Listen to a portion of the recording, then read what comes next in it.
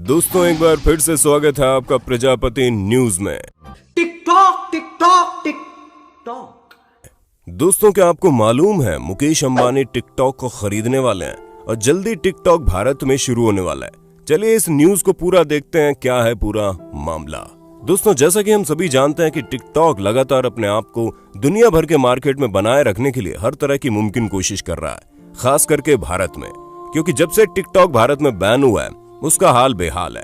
उसे कुछ भी समझ में नहीं आ रहा कि क्या किया जाए। पर दोस्तों अब जिस तरह से टिकटॉक अपने रास्ते बदल रहा है उसे देखकर हमें लगता है कि इसका भारत में आना संभव हो जाएगा, क्योंकि भारत की बहुत बड़ी कंपनी से अपना रिश्ता बनाने जा रहा है। और वो कंपनी कौन है और ऐसा क्या होगा कि टिकटॉक वापस आ सकता है, इन सभी चीजों के बारे में आज मैं यानी आपका दोस्त विशाल प्रजापति अपनी इस वीडियो में बताने वाला हूँ। तो दोस्तों देर किस बात की, चलिए शुरू करते हैं हमारी आज की शानदार वीडियो। लेकिन हाँ, वीडियो शुरू करने से पहले एक छोटी सी रिक्वेस्ट है कि वीडियो के नीचे रेड कलर का सब्सक्राइब बटन दिख रहा होगा, उस पर क्लिक करके सब्सक्राइब कर लें और साइड में बेल आइकॉन भी दिख रहा होगा, उस पर भी क्लिक कर लें ताकि आपको वीडियो मिले सबसे पहले।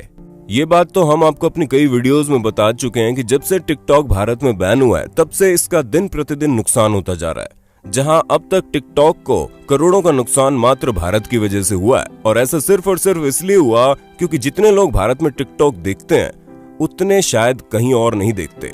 जहां सबसे ज्यादा संख्या भारत में टिकटॉक इस्तेमाल किया जाता है, फिर चाहे कंटेंट क्रिएटर के तौर पर हो या फिर कंटेंट व्यूअर के तौर पर। इसी वजह से जब टिकटॉक हमारे देश उन 59 ऐप्स के साथ बैन हुआ तो कई सारे लोगों के चेहरे उदासी से भर गए, क्योंकि उन्हें लगा टिकटॉक ने उन्हें अच्छा खासा प्लेटफॉर्म दिया था और अब वो उनके हाथ से छिन रहा है। दोस्तों जिस तरह मुकेश अंबानी की जियो कंपनी ने 4G डेटा के तौर पर पूरे भारत के लोगों को ये बताया कि इंटरनेट आखिर होता क्या है, क्योंकि इससे पहले लोग फोन में रिचार्ज करवाकर इक्का दुक्का फेसबुक या व्हाट्सएप जैसी चीजें चलाते थे, क्योंकि कुछ और चलाने के लिए डेटा की जरूरत होती थी जो उनके मोबाइल में पैसों के साथ कटता जाता था।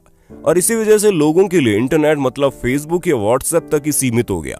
लेकिन जब से 4G डेटा आया है तब से लोग हर तरह से जागरूक हुए हैं, लेकिन उनकी जागरूकता के साथ साथ उनका टाइम पास करने का जरिया भी बदल गया। और फिर भारत के युवा वर्ग के लोगों की जिंदगी में दस्तक दी म्यूजिकली ने, जिसे आज हम सब टिकटॉक के नाम से जानते हैं। और अब ये हम सभी की दुनिया से दूर हो चुका है, लेकिन उसे याद करने वाले अभी भी ये आस लगाए बैठे हैं कि कब टिकटॉक आए और वो फिर से उस पर तहलका मचाना शुरू कर दे। और अगर आप भी उन्हीं में से एक है तो हम आपको बता दें, टिकटॉक की पेरेंट कंपनी बाइटडांस भारत में टिकटॉक लाने की हर मुमकिन कोशिश कर रही है। पहले तो ये खबर आई थी कि टिकटॉक इंडियन यूजर्स के लिए इंडिया में ही सर्वर सेट करेगा, लेकिन अब ये खबर आ रही है कि अपने बिजनेस को बचाने के लिए टिकटॉक की पेरेंट कंपनी बाइटडांस टिकटॉक का कुछ स्टेक रिलायंस जियो को बेचने को तैयार है। क्योंकि दोस्तों इंडिया में टिकटॉक के बैन होने के बाद टिकटॉक ने यह ऐलान किया था कि इंडिया में उसका बिजनेस बैन होने के कारण उसका $1 बिलियन का नुकसान हुआ है, यानी कि करीब 75 अरब रुपए टिकटॉक के सिर्फ और सिर्फ इंडिया में लगभग 1 महीने के बैन की वजह से ही पानी में चले गए। हम आपको बता दें बाइटडांस के भारत में 3 मेजर ऐप बने हुए हैं, टिकटॉक, हेलो और वीगो वीडियो।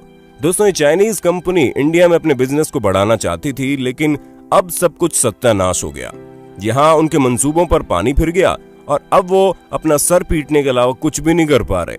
ऐसे में उन्हें जहाँ कहीं से भी अपना बिजनेस बचाने की राहें दिख रही है वहां हाथ मारने में लगे।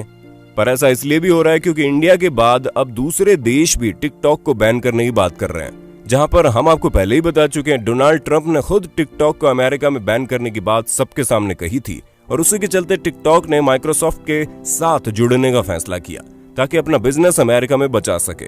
और यही हथकंडा टिकटॉक इंडिया में भी अपनाने की कोशिश कर रहा है ताकि जियो कंपनी उसके कुछ शेयर्स खरीद ले और टिकटॉक को भारत में वापस लाया जा सके। और इसी वजह से दोस्तों जो खबरें सामने आ रही हैं उसके मुताबिक बाइटडांस रिलायंस जियो से बात कर रहा है ताकि जियो टिकटॉक के इंडियन बिजनेस में इन्वेस्ट करके उसको बचा ले और इंडिया में टिकटॉक की वापसी मुमकिन हो जाए। यहाँ तक कि दोस्तों रिपोर्ट्स तो ये भी बता रही हैं कि बाइटडांस और जियो की जो बातचीत थी वो जुलाई में ही शुरू हो गई थी। दोस्तों टिकटॉक का बिजनेस इंडिया में $3 बिलियन का है और रिपोर्ट्स बताती है कि रिलायंस जियो टिकटॉक को $5 बिलियन में इंडिया में खरीद लेगा।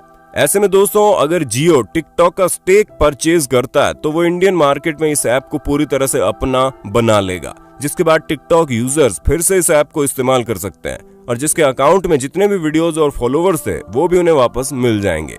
जी हाँ दोस्तों, ये सबसे बड़ी खबर है क्योंकि अगर ऐसा हो गया तो वो सब कुछ मुमकिन हो जाएगा जो आप चाहते हैं।